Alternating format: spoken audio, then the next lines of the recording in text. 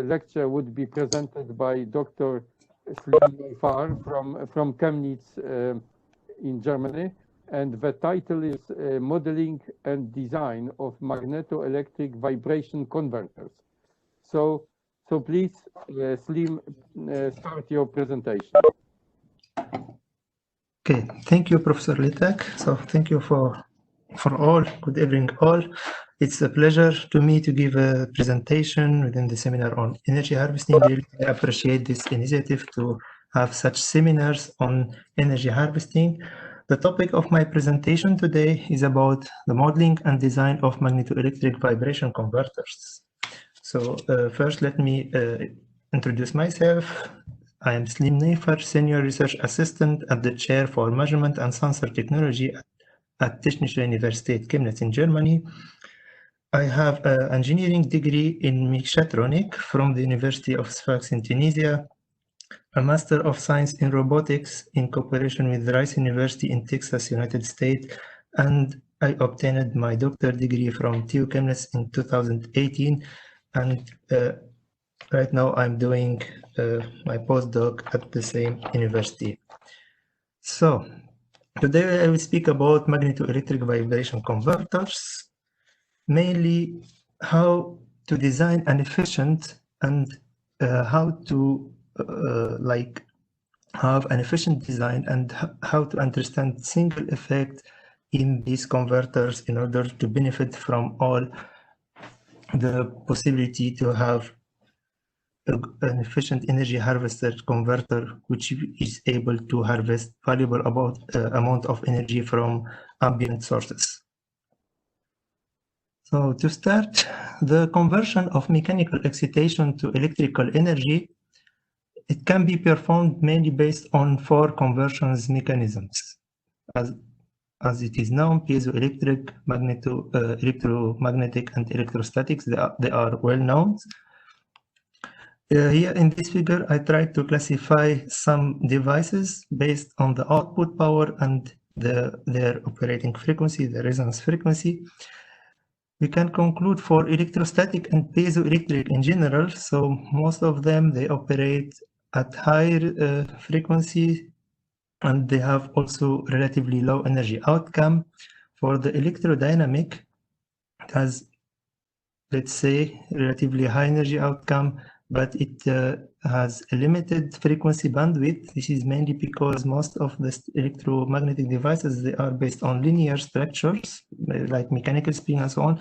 There is several devices based on the integration of nonlinear effect, like magnetic spring and so on, but the bandwidth is still limited. However, for the magnetoelectric, it has a high energy density, and the magnetostrictive element can induce higher deformation than the piezoelectric element, and also due to the nonlinearity in the magnetoelectric and the piezoelectric materials, so we can benefit from this nonlinearity to have a larger frequency bandwidth. Since the aim is to design a converter, an efficient converter to harvest energy from ambient kinetic sources. So these sources, in general, they are weak sources in terms of amplitude, low vibration, and low level of excitations. And also in terms of frequency, we can observe a regular, intermittent, and broadband frequency. So if we look in Scopus with the word energy harvesting and sensors, so most of the results, 54% of about 24,000 documents, they are related to the piezoelectric energy harvesting. Only 3% is related to magnetoelectric converters. However, among these 3%, which is around 600 documents, so we can observe an increasing interest from 2010. So last year, around 100 publication was about the magnetoelectric energy harvesting. So first of all, let me introduce the magnetoelectric effect. We can observe, we can found two categories of magnetoelectric materials. The first one are single-phase materials. So the change of magnetic field or the electric field, we can find this effect in one materials. They are called single-phase magnetoelectric materials. So they are materials which possess simultaneously ferroelectric and ferromagnetic properties. However, these materials can exhibit magnetoelectric effect only at low temperatures, and they are not useful at room temperatures. So for these reasons, since maybe 2 decades, there is a work to develop two phases magnetoelectric composites by combining piezoelectric and magnetostrictive component. So with the magnetostrictive element, the change of magnetic field will generate stress and strain in the material, and then the generated stress and strain can be transmitted to the piezoelectric material through the piezoelectric effect to have an electrical voltage. There is also various interfacial bonding for designing two phases magnetoelectric composites. Commonly used composite structures can be classified as you can see here. So the first mode is known as 0-3 mode, where magnetostrictive particles are embedded in the piezoelectric matrix. Here. We can have also the 1-3 mode, where we have magnetostrictive fibers or rods, tubes, wires, etc. Embedded in the piezoelectric matrix, or the most known mode is a sandwich. It's the 2-2 mode. It's a sandwich of piezoelectric and magnetostrictive materials. There is also other coupling modes for synthesizing magnetoelectric composites, such as quasi one-dimensional magnetoelectric composites, which are formed by a magnetostrictive wire into a piezoelectric tube. But in general, these three modes are the most known in the literature. In order to be able to classify which one of these three modes, which is more interesting for energy harvesting and which has better performance and properties, there is what we call the magnetoelectric voltage coefficient, which can be expressed as the variation or the change on electrical field per unit of dimensions, multiplied by the variation of the dimension, the change of dimension per unit of magnetic field. You can see here in this graph various different the magnetoelectric voltage coefficient of different structures and composition. As you can see, so the 2-2 mode has better properties. It has a higher magnetoelectric voltage coefficient, especially for a combination of terphenol D and PMNT, also for the giant magnetostrictive material terphenol D and also PZT. But as you can see here also, that the 0-3 mode also can be, and the other modes also, they have a good magnetoelectric voltage coefficient, but the modeling and the deep investigation and characterization of single properties and of each effect, and also each effect which is existing in these composites, it's really decisive for the performance of the composite. If we consider like laminate composite, in this case, a sandwich of a piezoelectric layer between two magnetostrictive layers, or also the magnetostrictive layer between two piezoelectric layers. And there is also another factor, which is the volume fraction, which is the ratio between the piezoelectric thickness and the magnetostrictive thickness. So here we have numerical results for the 2-2 mode sandwich composite. Here, a perfectly interfacial bonding between PZT and terphenol D disks are assumed. For the terphenol D, PZT terphenol D composite, so the magnetoelectric effect is nearly linear. You can observe here it is clearly linear, and the linearity is proportional to the thickness ratio, while for the second like composite of a terphenol bonded to two PZT layers, the magnetoelectric effect increases by increasing the thickness ratio until reaching a maximum level for a ratio of about 0.85, and then it decreases to 0 when we have again a volume ratio of 1. So for these reasons, most of the publications and also most of energy converters based on magnetoelectric laminate composites are based on a piezoelectric layer, which is bonded to two magnetostrictive layers and having the same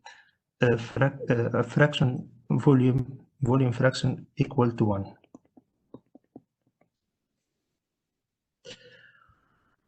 So here we have, let me explain the energy flow in magnetoelectric converters.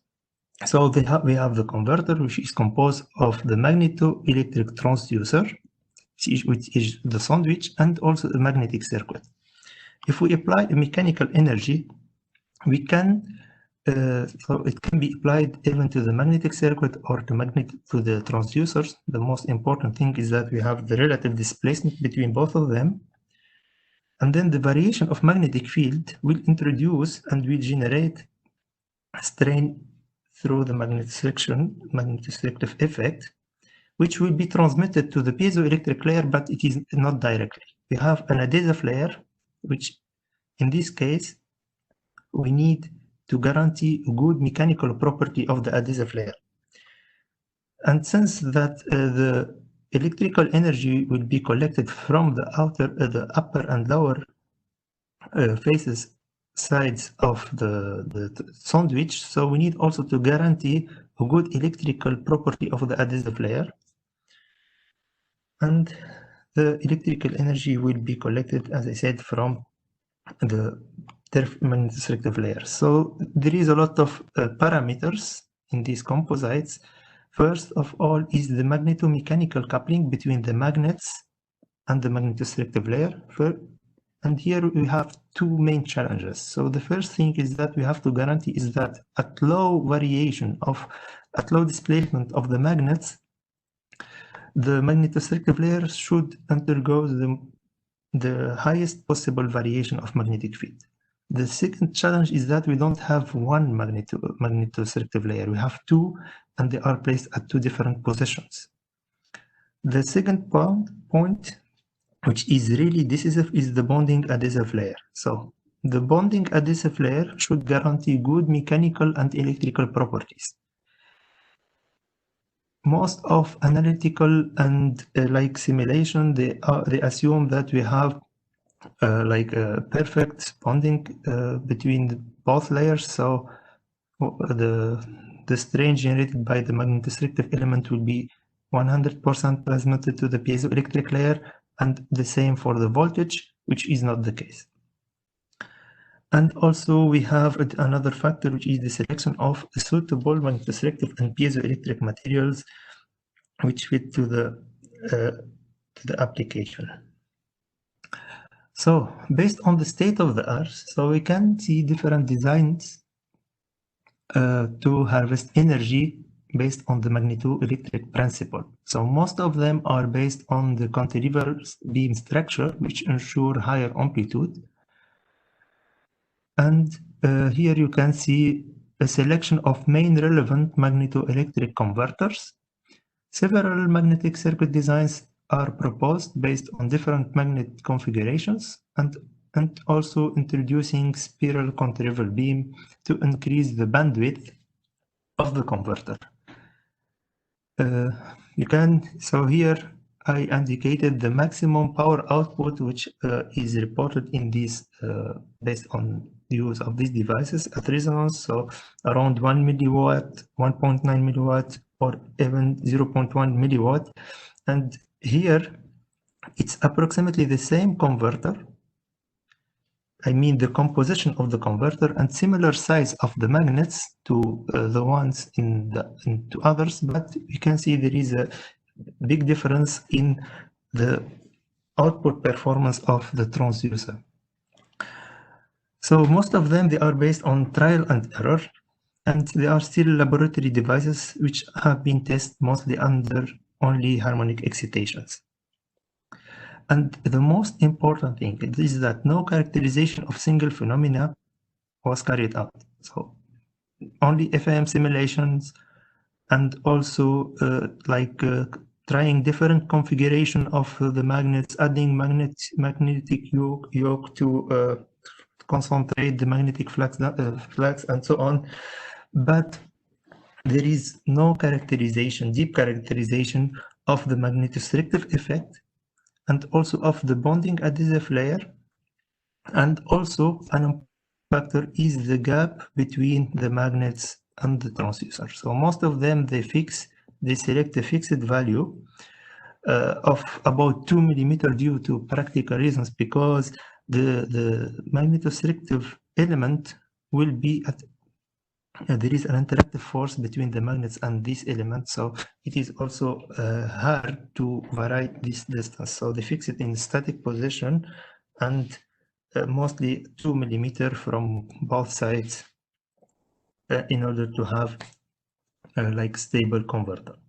So the methodology that we adopted in order to reach the aim of designing a high efficient energy harvesting based on the magnetoelectric principle is, first of all, to measure the magnetostriction in the terminal D plate in similar condition as it is used in energy harvesting. Then the second point is to make a deep characterization, to build a model which rely the magnetic field variation with the induced voltage from the transducer. For that, we used finite element model, magnetoelectric response analysis based on the equivalent circuit model, and also numerical calculations based on Lindes-Poincaré method. The next step is also that we propose to characterize and to investigate the bonding adhesive layer to guarantee good mechanical and electrical properties, and mainly at room temperature. The next also is that we studied the effect of mainly the idea is to benefit from the nonlinearity between the magnets and the transducer. So by playing with the position of the transducer, mainly the initial position in the air gap, so it is possible really to tune the resonant frequency and to obtain really important results which can guarantee the best use of the converter to harvest energy from ambient sources. So starting by the measurement of magnetostriction, so the sample that we use is a terphenol D, a giant magnetostrictive material. So it can exhibit magnetostriction up to 2000 ppm. Magnetostriction can be measured mainly using laser displacement sensors and so on, and strain gauges, and atomic force microscopy only except for small samples. If we have, because the scan area of IFM of an atomic force microscope is normally 100 micrometer by 100 micrometer. So we have a sample of 12 millimeter. So we propose to measure and to track the easily identifiable features on the surface of the magnetostrictive element by using IFM and by applying magnetic field with the magnets and for different positions of the terphenol D material. So to summarize, our approach is based on the investigation of the plate, of the terphenol D plate and the magnetic field, and then to investigate the same position without magnetic field. And the order here is important because we maintained the contact between the tip and the magnetostrictive element here, but we remove the magnets and we obtain the topography images or amplitude images. Then we identified the features, different features on the surface, and through cross-section analysis, it is possible to, by comparison of the obtained result, to determine both the longitudinal and transversal deformations. So this measurement was carried out for different relative positions of the terminal D element between the two magnets having a small size, and we obtained the IFM amplitude images, as you can see here under free conditions. So here no magnetic field is applied, and when we apply the magnetic field, there is a displacement of the feature, and we track the longitudinal and the transversal displacement, and we have carried out the investigation under similar static position under similar condition as used in magnetoelectric converters. So the results, we did a different set of measurement and also in different area. Here I try to give an example of the measurements which were obtained in different area. For example, we found 1.98 micrometer in area 1. The same thing if we changed a different area, so it is approximately 2% deviation. And at the end, we were able to determine the average deformation with a high precision in the magnetoselective element, which can be used at the end in order to build an accurate model, also a FAM model of magnetoselection. So now we move to build a model, and through this model, it is possible to play on the different aspects, the position of the magnet and so on, because this model will relate the magnets to the output voltage of the converter. So all single phenomena have to be deeply investigated and through finite element simulation and numerical analysis. So in order to develop the model, we need first of all to build a single model of magnetoselection and also of the piezoelectric effect. For magnetoselections, relation between magnetoselective strains and magnetization has to be developed.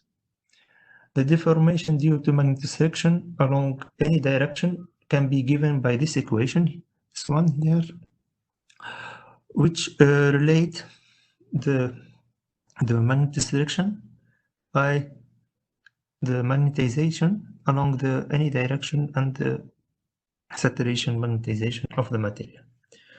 Also, we need also to define a relation between the magnetic field and the magnetic flux density. We cannot use directly this relation, since for terminal D material the relative permeability is not constant, and for that we use directly a Hb curve, which is taken from based on experimental analysis. So the first part is to compare the obtained results with finite element simulation. We have obtained the same similar behavior. However, we included also a correction factor to have an improved model based on the measurement done using the IFM. For the modeling of the piezoelectric effect,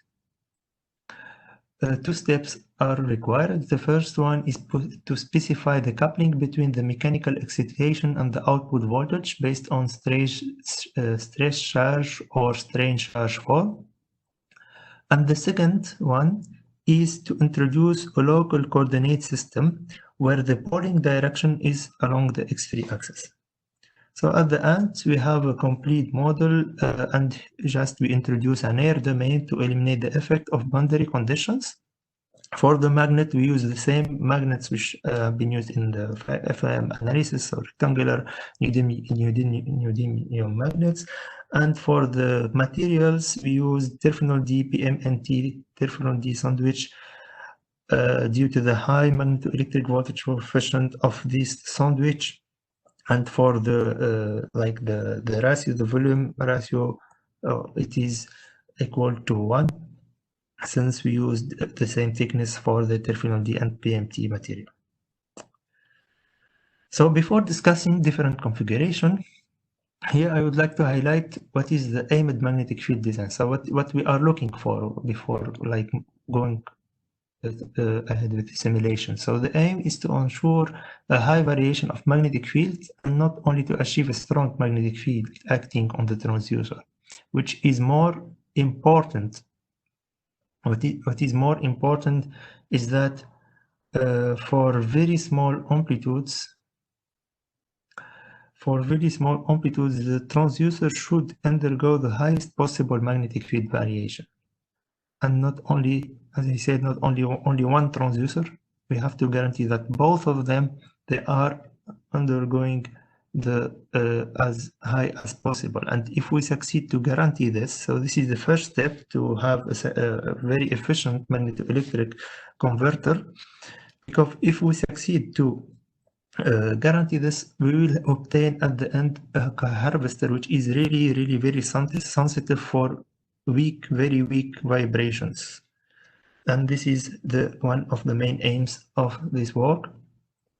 So here, these figures, we can see the magnetic field for two magnets with same and opposite poles facing each other.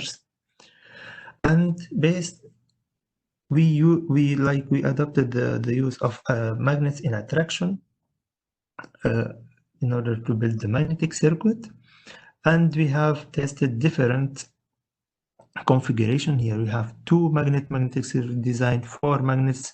These two are mainly similar to the ones in the state of the art, similar configuration, and we proposed, based on the optimization which have been done, to have 2 stacked magnets like that, like you can see here. And this results, so we proved that with this improved configuration, it is better, it is even better, the results, than to use only one magnet having the same dimension. So the possibility to have 2 stacked magnets from each side, so help us to guarantee to have a concentrated magnetic field acting on the transducer, even for small variations. So here the simulation results. So basically in the developed FEM simulation, it was possible to calculate exactly the voltage for different magnetic fields. We have made the investigation for different magnetic field designs and different magnetization direction. Here the result for in case when we have 2 magnets with the magnetization, the vertical magnetization direction. If we change to 2 magnets having horizontal magnetization direction and also in attractive and attraction, so you can see it, we have an improved voltage output. In case of use 4 magnets like that, so it is really we have a very bad we obtained low voltage from the transducer. If we have the upper magnets and the lower set of magnets having different magnetization directions, so the result will be much more better. And in case when we have the stacked magnets, 4 stacked magnets here, so it is possible to obtain better results. So based on this, like first results, so we developed a sample design prototype in order to start to carry out the experimental investigation and to validate the results which have been obtained based on the finite element analysis, and also in order to proceed with the numerical analysis. So the sample design is made of a cantilever beam based structure, and the transducer is fixed at the end, and we introduced 2 support for the magnets which are attached to a screw node system to control the air gap width. So here, by fixing the screw, it is possible to change the longitudinal direction of the magnets, and to control and to change first the force acting on the transducer. So it is possible to change and tune the resonance frequency, and also to play with the magnetic field acting on the transducer. So also, since the aim from the beginning, I said, is to have a converter which is suitable for ambient kinetic sources. So the frequency, the resonance frequency is really important. And here we have carried out a model analysis, which is parametric sweep for the thickness of the cantilever. So we propose a thickness of 0.1 millimeter, 0.2 and 0.3. And we decided at the end to use a 0.2 thickness, having a resonance frequency of about 24 Hertz. But here we have to indicate that the resonance frequency, it is not the real one of the converters, since nonlinear forces between the transducer and the magnetic circuit are not considered here, and that's why. So this is only the initial starting point. And by considering the nonlinear magnetic forces, it is possible to tune the resonance frequency of the converter to match the frequency range, the aimed frequency range, depending on the application. Okay, so the governing of equation, the proposed converter can be modeled as a 1 degree of freedom mechanical spring mass damper system. Here it can be modeled. We have a force of damping force, the force coming from the stiffness of the cantilever, and here we modeled the force which represent the interaction force between the magnetic circuit and the two transducer. Then it is based on the Lindes-Poincaré method. It is possible to determine the equation of the displacement of the transducer depending on the applied excitation. It is also possible to determine the variation, the average induced magnetic flux density, and also the force between the magnetic circuit and the transducer through fitting method based on the result obtained by FEM simulation. So as I said at the end here, we are making a combination between FEM simulation, analytical, numerical and analytical calculations, and also the next point, it will be the equivalent circuit method. So based on that, for each of the proposed configurations, we studied the magnetic field density and the corresponding voltage. For the magnetoelectric equivalent circuits, so this method is suitable for modeling the magnetoelectric behavior in dynamic cases, and it is based on piezoelectric and magnetostrictive constitutive equations. So we can express the open circuit voltage in function of different parameters, and including the magnetoelectric voltage coefficient and the displacement and the root mean square magnetic flux density. And it is possible also to obtain the output voltage and the maximum output power. So here directly we could move to the results. We have the three configurations for different load resistances, and here is the output voltage. As you can see, we obtained, so this is the configuration C1, and then the configuration of based on 2 magnets, and if we use 4 magnets, in this case it is the fourth configuration. So it is not something easy to say, because even in the literature, most of them, they are using this configuration based on 4 magnets. However, because here I have to highlight that mainly here we are using a very, very small magnets. I will show them at the end of this presentation, because one of the aim is to have as I said in the beginning, the most important thing is the variation of magnetic field. So we adopted to use very small magnets, but the aim is to reach a high variation of magnetic field and not a strong magnetic field acting on the transducer. Okay, after making the selection of the suitable magnetic circuit design, another important parameter is the bonding adhesive layer, where here good mechanical bonding and good electrical conductivity are required. Standard techniques for bonding magnetoelectric converters, they are based on the use of conductive epoxy, which requires curing process at relatively high temperature for several hours under mechanical load.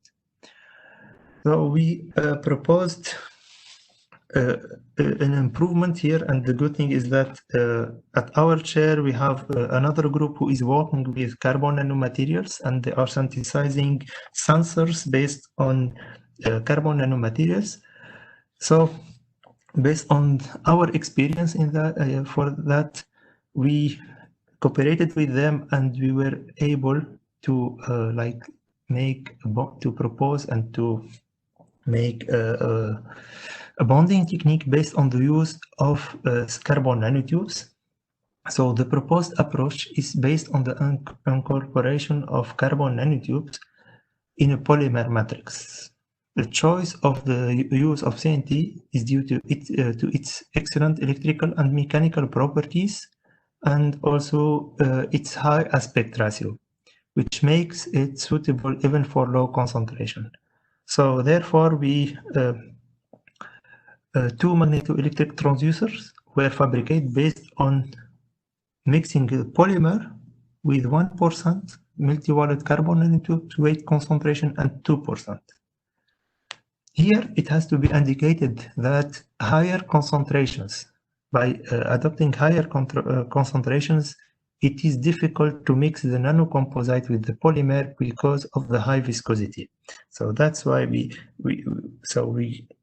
only reached 2% weight concentration of multi-wallet carbon nanotubes.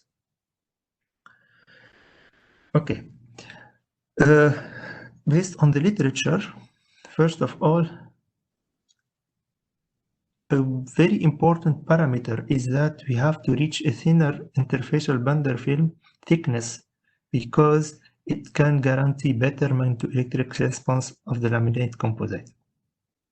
So here we have the IFM camera view of the bonding interface for the three magnetoelectric transducers.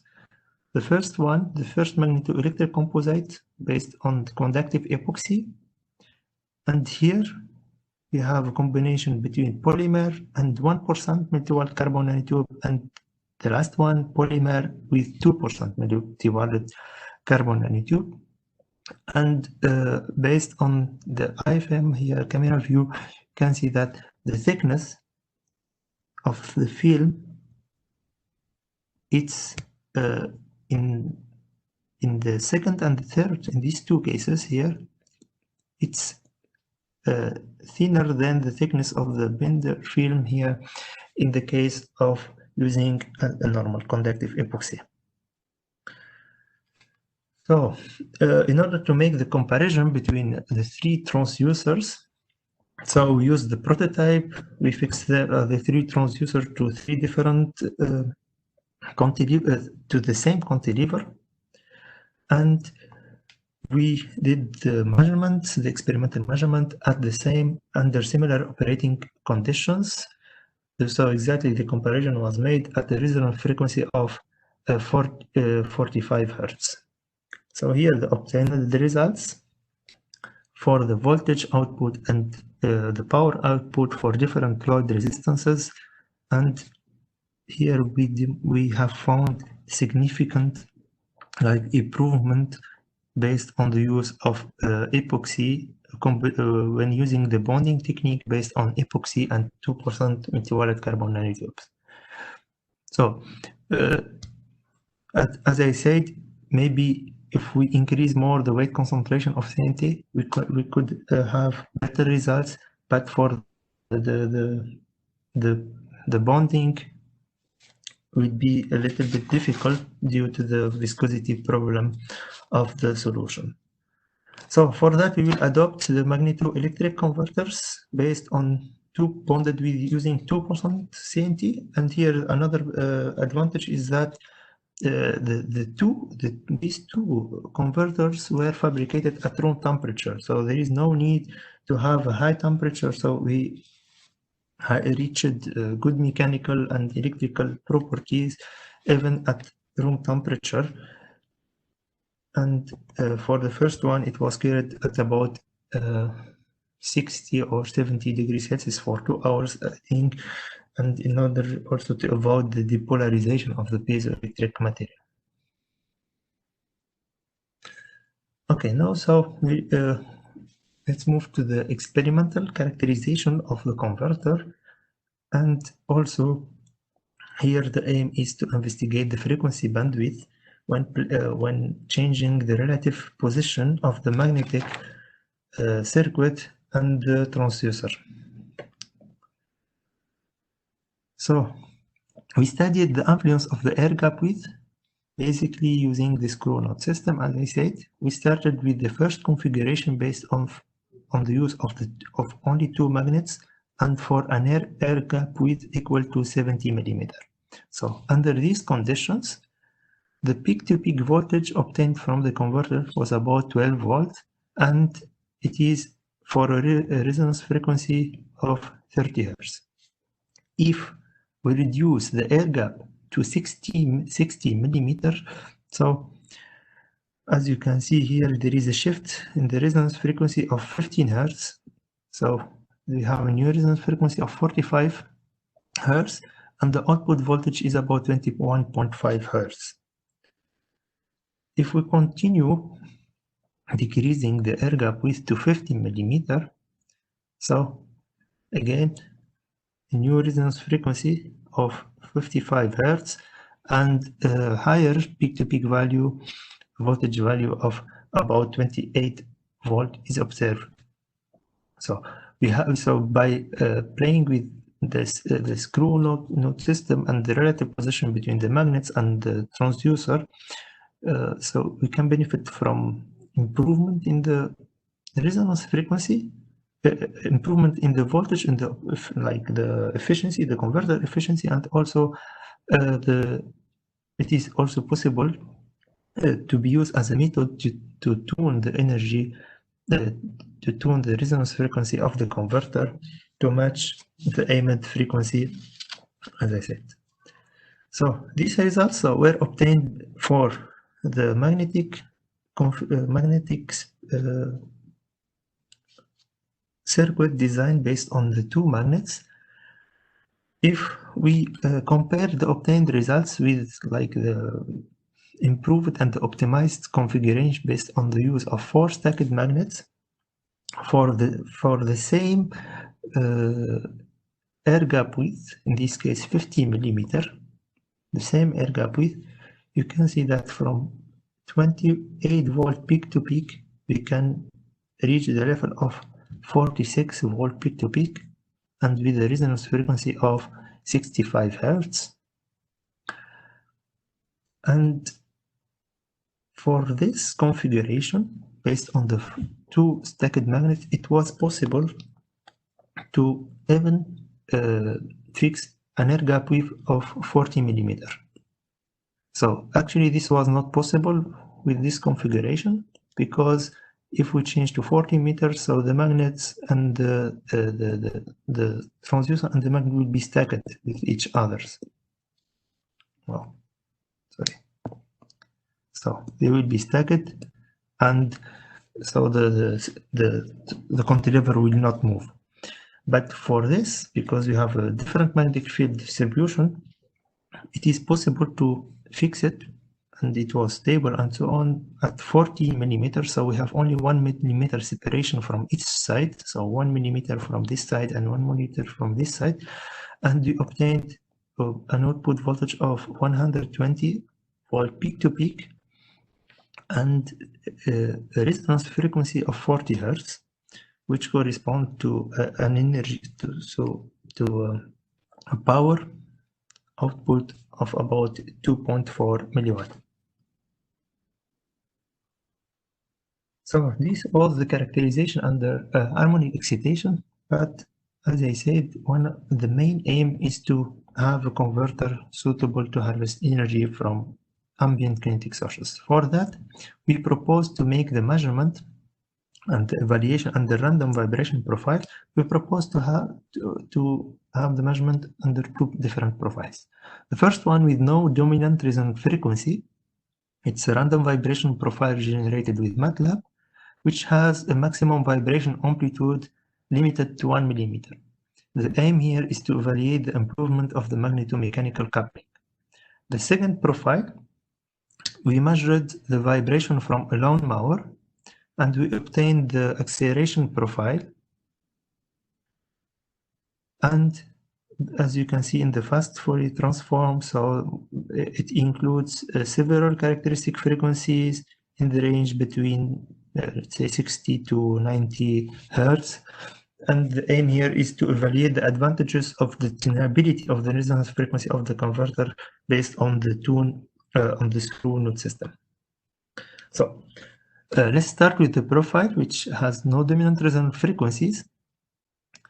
When tested with the configuration based on the use of only two magnets and also an air gap width of 50 millimeter, we obtained the maximum peak-to-peak voltage of about 35 volt. However, when tested with the same profile, so here I'm talking about the MATLAB generated profile, which has 1 millimeter peak-to-peak amplitude. So here we introduce scale factor of 0.3, only 0.3 of the same profile. It was possible with the improved configuration based on the use of 4 stacked magnets to achieve a peak-to-peak voltage of about 60 volt. So here, even we don't need to reach the high level of amplitude of 1 millimeter, because with the improved configuration, we have a very sensitive converter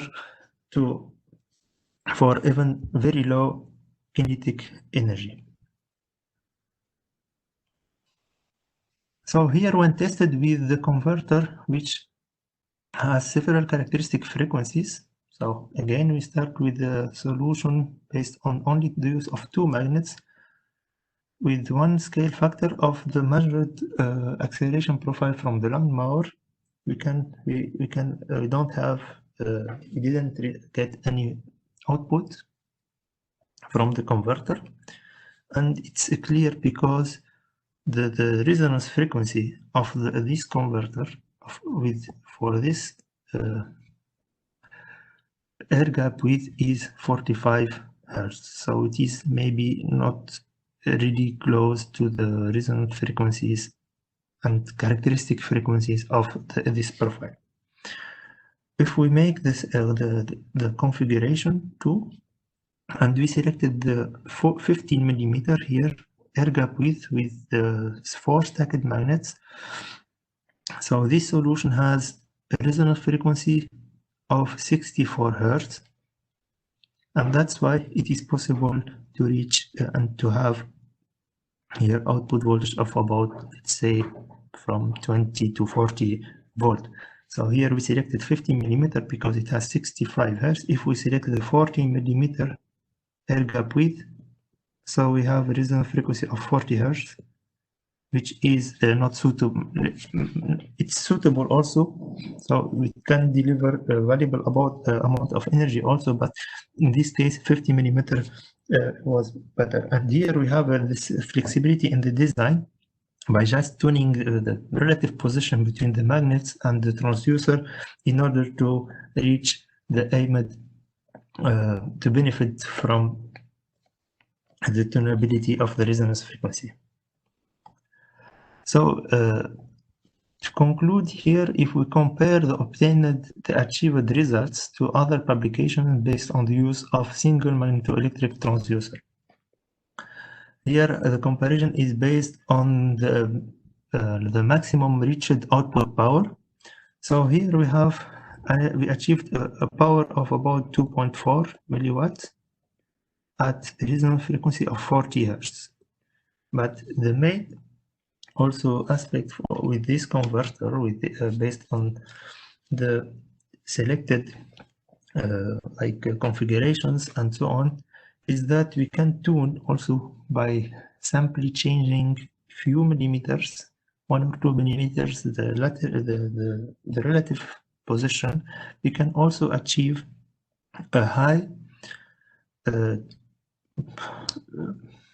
tunable frequency bandwidth converter, which make the converter suitable for real application and also suitable to harvest energy from very weak kinetic sources due to the improvement and optimization of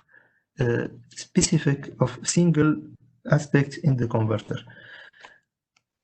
So here we are talking about maybe 35 Hertz, so we can tune the resonance frequency of the converter in the range of 35 Hertz, but this is not only the bandwidth of the converter, but here within this 1 or 2 millimeter bandwidth, the change of the air gap width, we can guarantee a change of about 30 Hertz.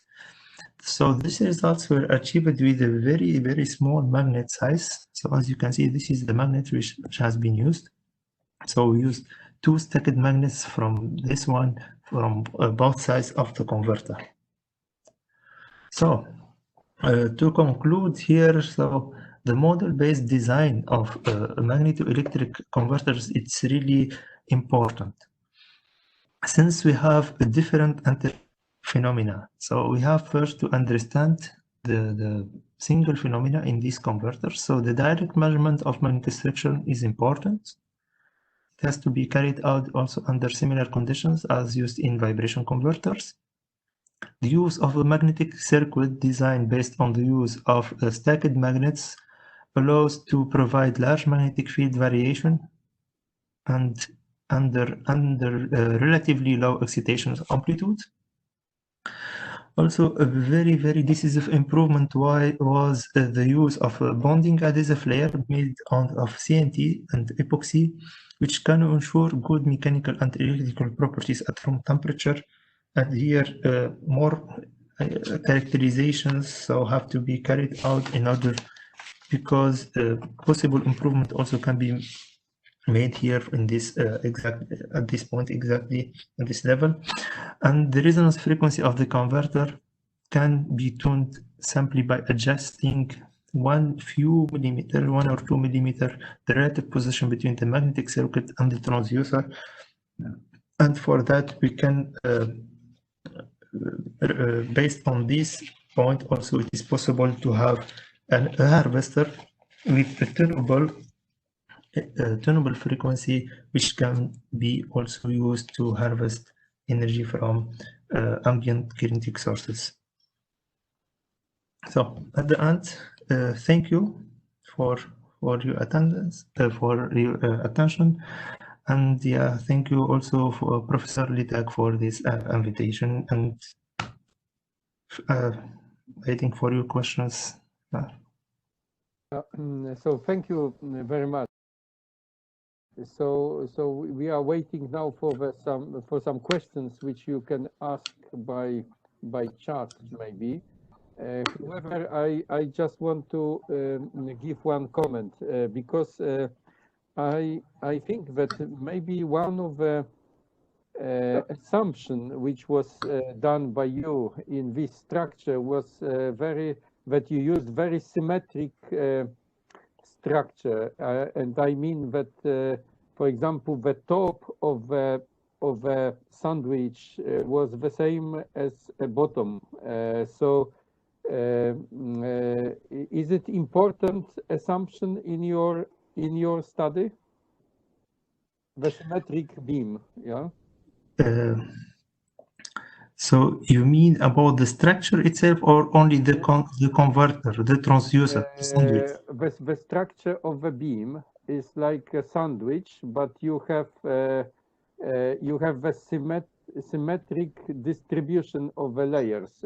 So, for example, the top and the bottom is the same layer, and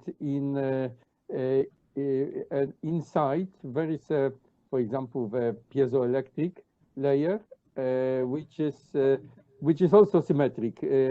I would mean that, for example, in the previous solutions, like a beam vibrating of a beam, and if you had, for example, the piezoelectric layer, the piezoelectric could be placed on the top of the layer on one side, but in your structure, this is like very symmetric.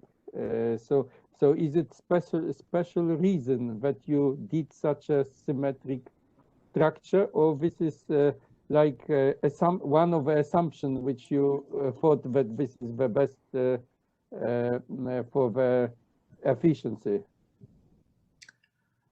Okay, yeah, I think for the structure itself, it's symmetric, but for everything should be symmetric. You have to improve the efficiency of the structure. However, I mean, for the initial position of the transducer and the magnets, so we will not have a transducer placed in symmetrically between the magnets, because in the reality, one of these two layers, magnetoselective layer, the upper one and the bottom one, will be attracted by the magnets. One will be dominating. So at the end, we cannot fix the converter symmetrically in the air gap. The initial position, I have read a lot of papers, they are discussing about the initial position and so on, but at the reality, the initial position is based on how you will fix the magnets, and this is what we play on also by using this screw system. So it was possible to change also the position of the magnets and not the transducer. But I agree with you that there is a symmetric configuration, but except one point, which is the position of the transducer in the air gap, it's not symmetric. Only one magnetoselective layer will be attracted by the magnets. The other one will be not. We cannot attract both of them in a similar way. Okay, thank you. And there is one question in the chat. Maybe you can read this question. And, Slide 37-38. How much power was generated? 37-38.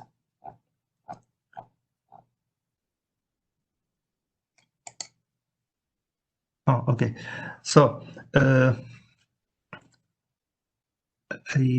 don't have it right now with me, but I will try to answer here based on because yes, here. So we have for 120 volt, we have 2.4 milliwatt. So it's the same converter at the end, the same inner resistance and so on. So for if we consider the 60 volt and we make the same simulation, it would be around I think 0.4 milliwatt, something like that.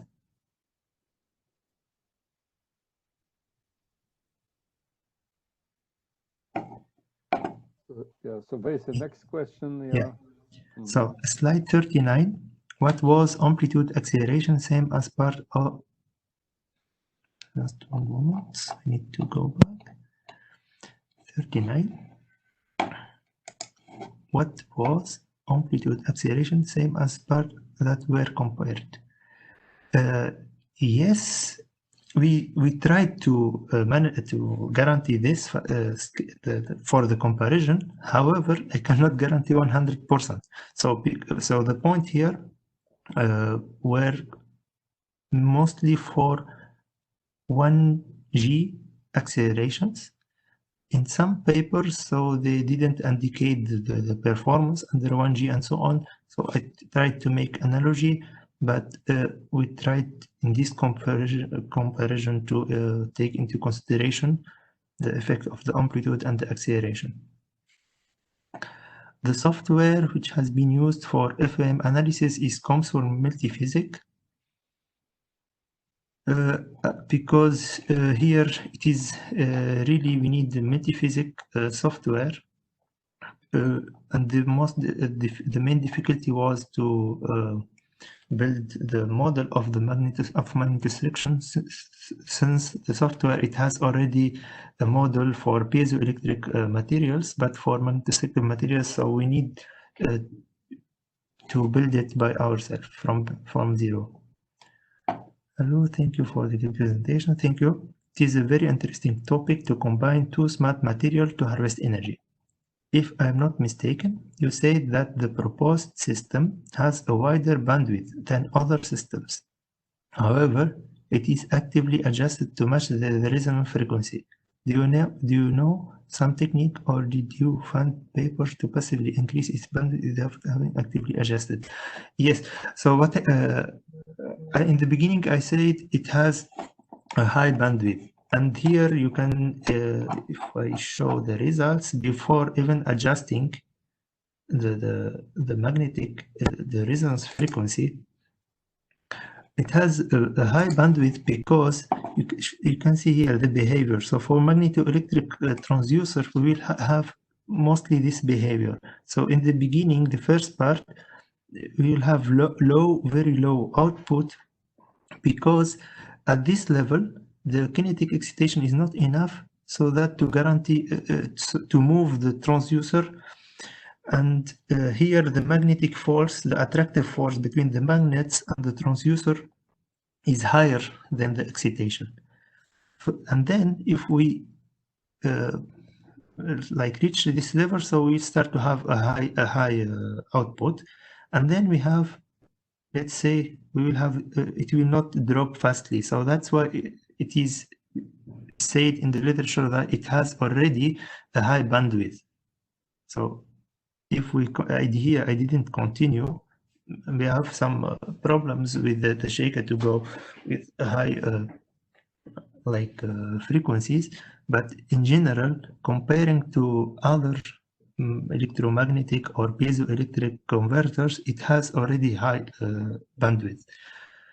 And in addition to this high bandwidth, we proposed this methodology and this solution to improve and to tune actively the resonance frequency. So here mostly solutions or techniques that which can be used to passively increase the bandwidth is mostly based on increasing the nonlinearity. So they are using, you can see here the spiral spring here. So this solution was proposed in order to improve the nonlinearity and so on.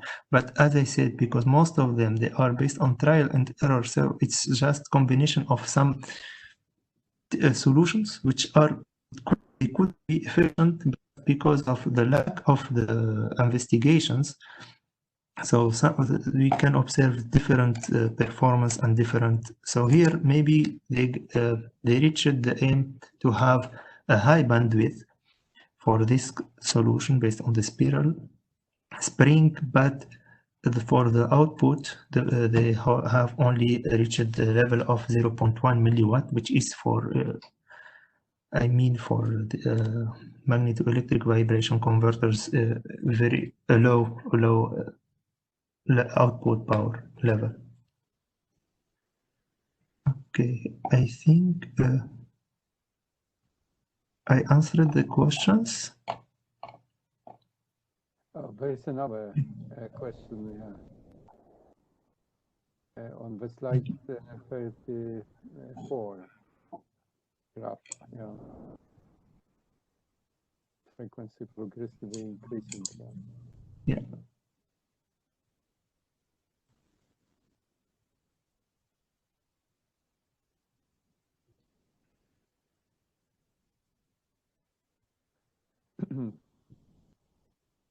Okay, so do you have some comments to this, Slim? Do you have some comments to this question about this increasing frequency? Yeah, maybe I can comment this. I would tell that the magnetic field which is applied in this system is has two roles. One role is that it is giving some nonlinear force to the in the interaction between the magnets and the beam. So this is one point. And the second point, because this is magnetostrictive material, it is directly changing the stiffness, and maybe some effect of elongation is present in the magnetic field. So if you change the magnetic field, you can change the property of the beam, and also you change the nonlinear force between the magnets and the beam. So this is because the beam is magnetized. So this is like active magnetic. Is it true? Yeah. The beam is not magnetized, but yes, the transducer is fixed to the beam. Yeah, so we could say that. Yeah. But because beam is magnetostrictive, then it is magnetic also. No, here the beam is made of brass. The beam itself, the cantilever. At the end of the beam, we fix it. Okay. The transducer, the sandwich. Okay. At the end of the beam. Yeah. Okay.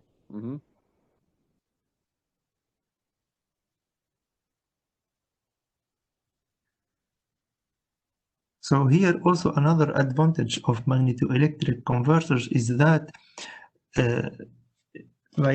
not like the other techniques, here we have the applied kinetic energy is not acting directly on the transducer.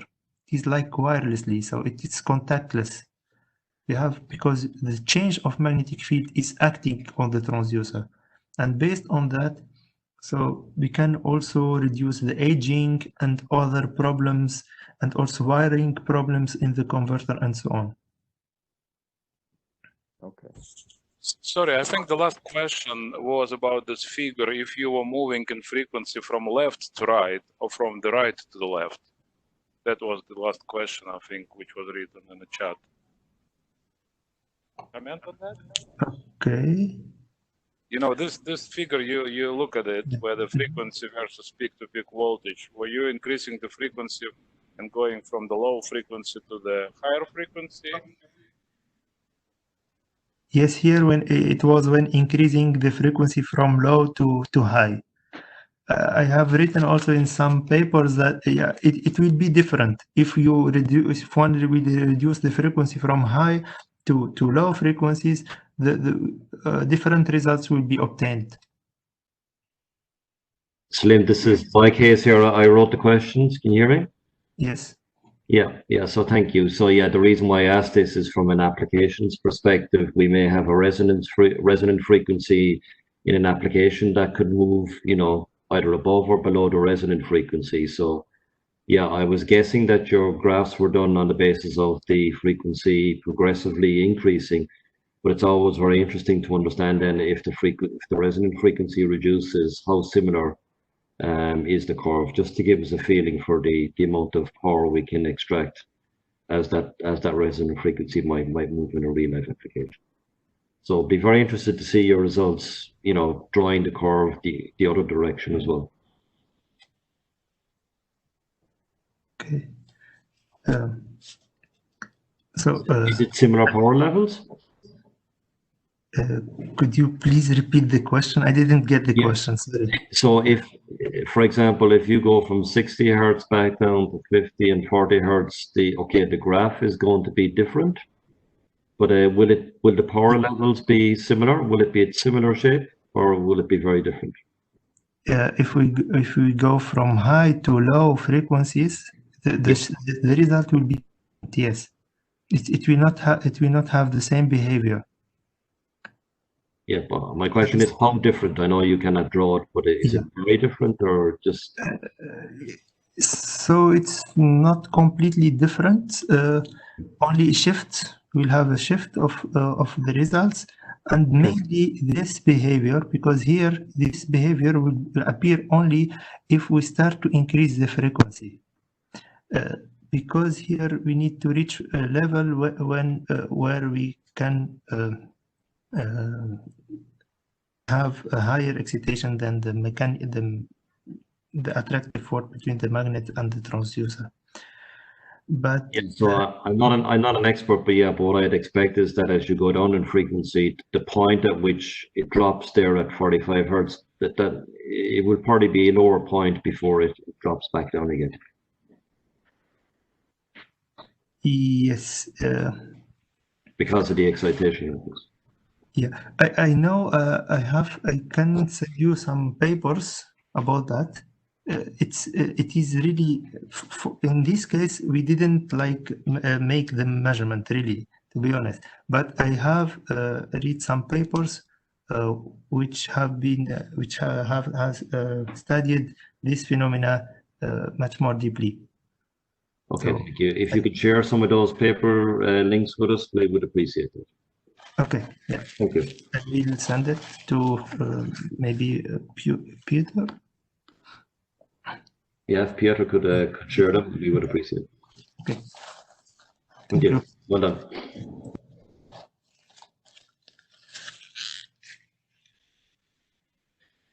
Okay, so I see that there are no other questions.